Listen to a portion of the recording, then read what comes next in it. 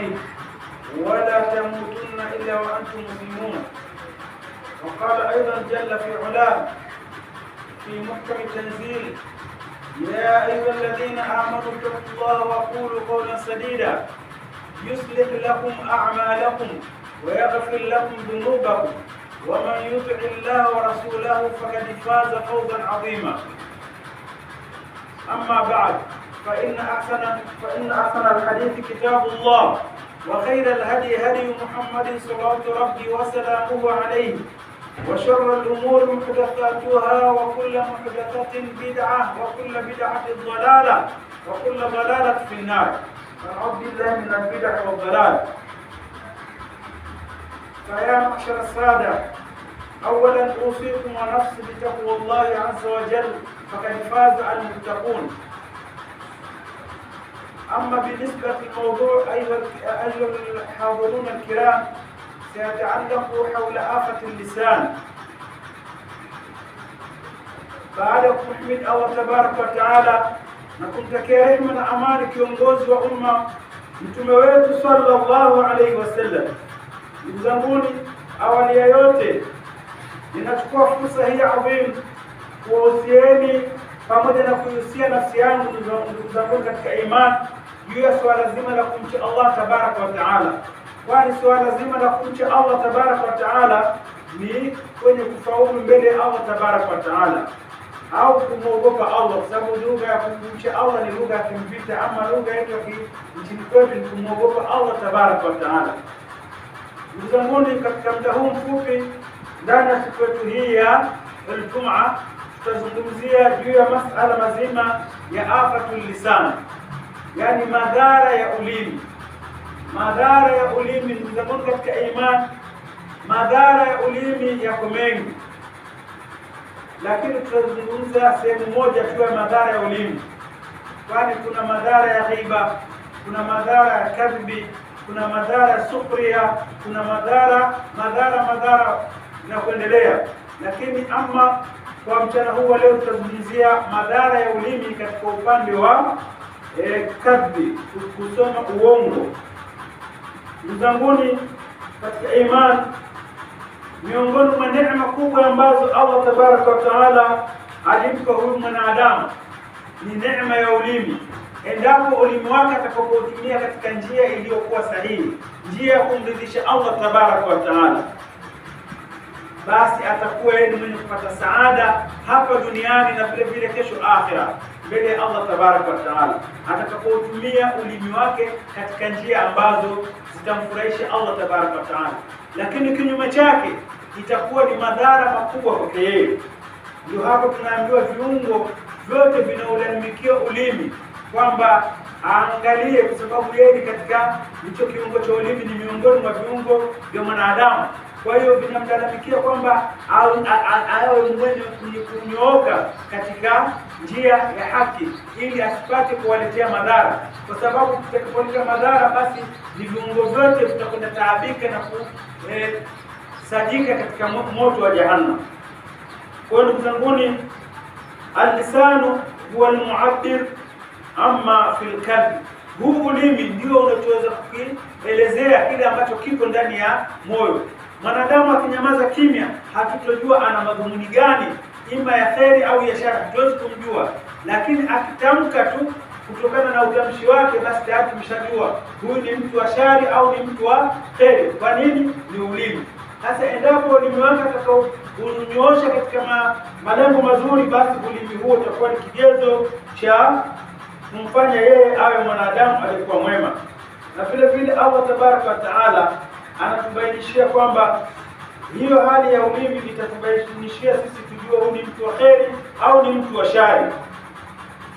Na Allah tabaraka wa taala amehadharisha hali ya huo ulimi ili usije kaingia katika shari. Na Bwana Mtume sallallahu alaihi wasallam vile vile amehadharisha kutokana na matelezo au kuteleza kwa huo ulimi na hatari zake. Miongoni mwake ni kama hicho, tutachukua kipengele cha kadhibi, cha uongo. Mtu kwa na tabia ya uongo. Sifa ya uongo ni sifa mbaya sana ambayo mwanadamu akiiganda. Katika hadithi iliyopokelewa na Uqba ibn Amir radhiyallahu anhu, Anasema huyu bwana akiwa katika hadhara ya Bwana Mtume sallallahu alaihi wasallam, qultu ya Rasulullah, nilisema kumwambia mjumbe wa khairi aliyetumwa na Allah tabaraka wa taala, ewe mjumbe wa Allah, man najatu, ni nini kuokoka au kufaulu? Ni kitu gani tunaweza sisi kuokoka? Bwana Mtume sallallahu alaihi wasallam akamwambia sahaba wake yule, amsika alayka hadha, uzuie au udhibiti juu yako wewe huu. Yaani akaashiria kwa mkono wake ulimi, kwamba utakapodhibiti ulimi, basi wewe mwanadamu unatarajiwa kwa kiwango kikubwa au kwa asilimia nyingi utakuwa ni mtu mwenye kunyooka katika njia ya Allah tabaraka wa taala. Na vile vile uihangaikie nyumba yako katika malezi ya kwamba iongoke na ulie kwa yale makosa yako unayoyafanya, kwani kwa kalimatu wahida, neno moja ndugu zanguni utakalolitamka wewe kupitia ulimi wako, basi inaweza kuwa ni hali ya hatari, inaweza kuwa ni sababu ya kuwasha moto wa fitan katika jamii hiyo, na vile vile wakapotea ummati mwingi, kama ambavyo leo tunaona katika ulimwengu. Utakuta nchi hii na nchi hii wanapambana kwa mabomu ya mabilioni ya fedha. Haya ni maneno tu yanayosababisha maafa ya ulimi. Mtu anachukua ulimi wake anaupamba kwenye jambo mpaka ikaonekana kwamba jambo lile ni la haki, huo ni jambo la uongo, ni jambo la kadhibi. Yakapigana makabila miaka na mikaka, kama vile ambavyo Bwana Mtume sallallahu alaihi wasallam kabla hajakuja Madina palikuwa na makabila mawili ya Kiarabu ambayo ni Aus wal Khazraj, na vile vile wakiwa na makabila matatu ya Kiyahudi, Quraiza na Banu Nadhiri na Banu Kainuka. Basi hawa Banu Mayahudi kazi zao ni kuwatia fitna hawa ndugu wawili Banu Aus na Khazraj, wakapigana miaka 120 yaumi biati, miaka hiyo ambayo ilikuwa ikitambulika katika zama hizo. Walipigana kwa nini? Shauri ya ulimi. Ulimi tunatamka neno dogo kabisa, basi watu wakashika mapanga, damu zikachemka.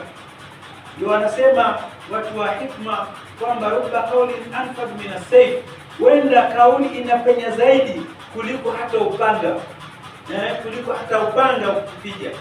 Asema wewe unaweza ukajikata kwenye mguu, ile kovu likapotea pale ukasahau, lakini mtu anaweza kuambia kauli, neno la kukuchoma, basi kile ukimuona yule mtu, ule moyo wako unasikia kitu fulani. Kwa hiyo hii inathibitisha kwamba kauli anfadhu mina sayf, kwamba neno linapenya zaidi kuliko hata upanga. Ndio hawa wamepigana miaka 120 kabla haja kuja Bwana Mtume sallallahu alaihi wasallam, kwa kufanywa fitna na Mayahudi ili wakati kuuza silaha zao, kwa sababu Mayahudi kutoka zama zile ilikuwa ni watengenezaji wa silaha. Lakini hawa Mayahudi Bani Qurayza na Kainuka hawa Nadhiri hawakupigana hata siku moja, bali wanawachochea Waarabu ambao ni watoto wa mtu mmoja au ni Banu Harith wa mama yao ni Qaila, lakini wakasahau silsila yao ya udugu mpaka wakawa sasa wanapambana miaka 120 mpaka alipokuja Bwana Mtume sallallahu alaihi wasallam akaondoa hali hiyo. Kwa hiyo ndugu zangu, hii ni hatari ya ulimi, na madhara ya ulimi miongoni mwao ni uongo. Maana al-kadhib, nini maana ya uongo? Anasema al-kadhib huwa al-ikhbar an shay'in khilaf ma huwa alayhi. Uongo ni kutolea habari, maelezo ya kitu, kumbe ni kinyume chake. Unazungumza kitu lakini ni kinyume cha vile kilivyo, wakia wake ni tofauti na vile ambavyo unazungumza. Basi hiyo ndio inaitwa nini? Al-kidhbi, kwamba ni al-kidhbi ni uongo. Hukumu yake ni nini katika dini yetu ndugu zangu? Anasema al-kidhbu haramun min akbahi dhunubi, kwamba uongo ni haramu na ni katika madhambi mabaya kabisa kabisa, kama ambavyo inasimuliwa na Abdullah bin Mas'ud, mmoja katika wanafunzi wa Bwana Mtume, as-sahabi jalil, ambaye amepokea riwaya nyingi za Bwana Mtume. Abdullah bin Mas'ud al-Hudhayri anasema anna Rasulullah sallallahu alaihi wasallam qala, Bwana Mtume rehma na amani zimshikie alisema kutuongoza sisi umma wake kuhusiana na swala zima hili la uongo ambalo ni katika afatul lisan. Anasema Iyakum wal-kadhib, jihadharisheni, jiepusheni na uongo. Kwa nini anasema hivi bwana mtume? Anasema fa innal kadhba yahdi ila al-fujur, kwani huu uongo ndugu zangu unatuelekeza sisi kwenda katika nini? Katika uovu. Tunakuwa ni waovu. Ukizoea tabia hii ya uongo, basi inafikia mpaka unakwenda katika uovu bila wewe kutambua, sababu unafurahika na unaona raha kusema uongo. Kuna watu wamezoea uongo mpaka mtu anakuambia fulani bwana akikwambia neno usikubali, labda akwambia asalamu alaykum, basi hiyo ishikilie, sababu ni maneno maamkizi ya nani? Ya Allah. Hiya tahiyatu min indillah tabaraka wa taala. Hayo ndio ya kweli, lakini kitakachofuatia baada ya salamu, basi kujua huyo mtu anasema uongo. Hebu angalia, watu wamezoea ile hali. Ndio hii yahdi ila fujuri, inamuongoza mtu katika nini? Uongo.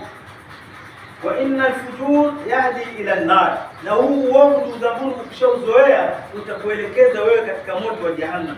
Gadan, kesho tunazungumza gadan, hatukusudi kesho Jumamosi, tunazungumza ya akhera, yani kesho ya akhera. Hapo tutakutana na Muumba wetu kwamba itakuongoza katika nini?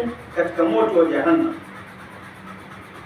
Wama yazalu rajulu yakdhib, na hatuacha kuwa huyu mtu anasema uongo akajigandamiza na kosa hili la uongo. Wayataharra al-kidhb, na akawa anajitahidi kusema uongo, hata yuktaba inda Allahi kadhaban, mpaka ataandikwa huko kwa Allah tabaraka wa taala kwamba yeye ni nani? Ni kadhaban, kitu uongo. Kitu uongo halisemi kweli. Linaweza kuichafua jamii sasa hivi, ikawa jamii imeparaganyika kwa uongo wake, kwa udhalimu wake wa kusema uongo.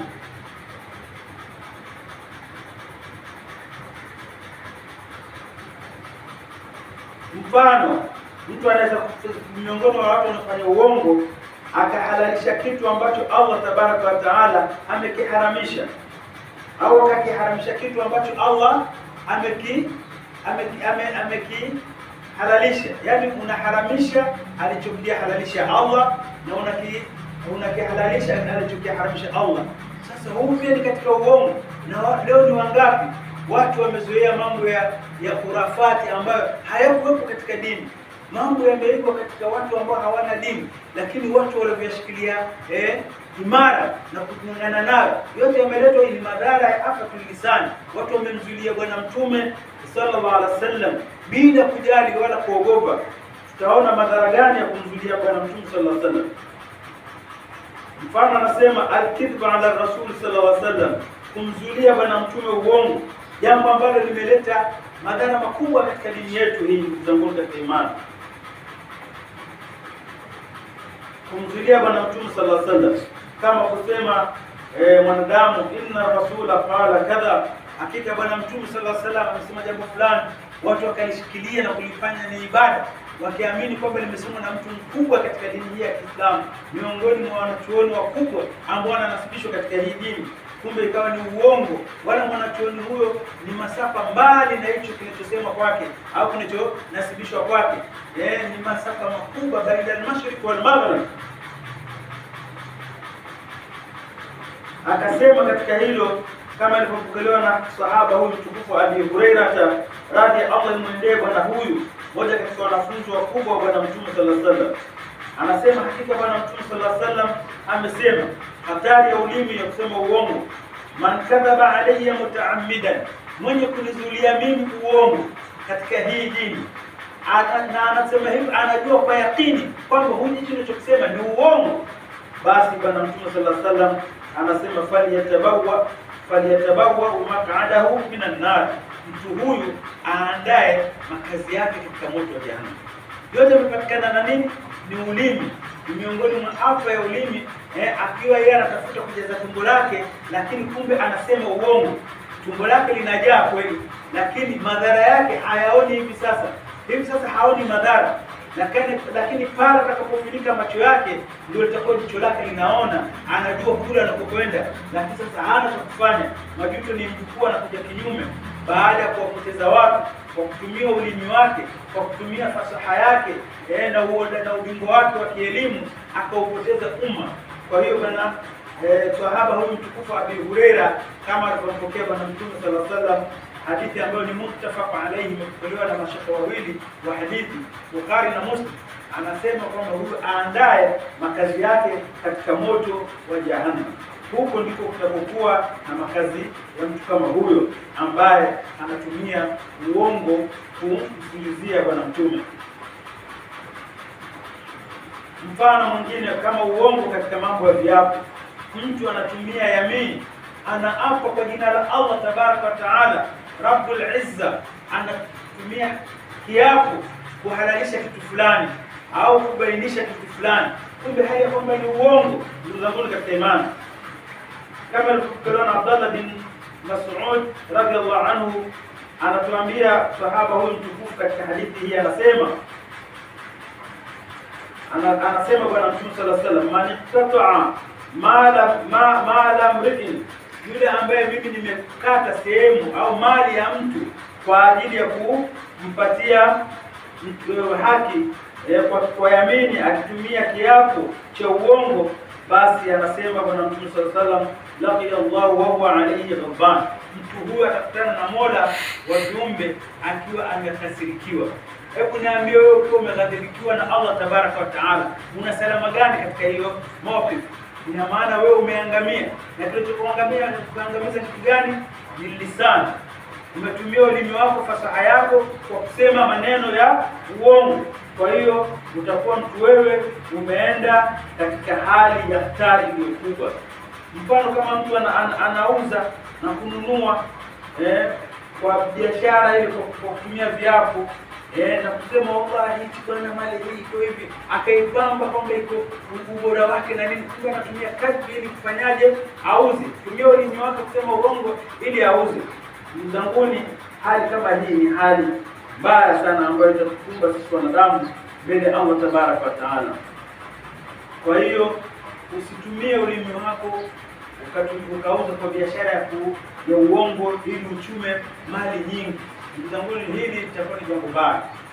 Barakallahu wa lakum bil Qur'an wa a'udhu nafa'ana iyyakum bil ayati wa dhikri hakim. Aqulu qawli hadha wa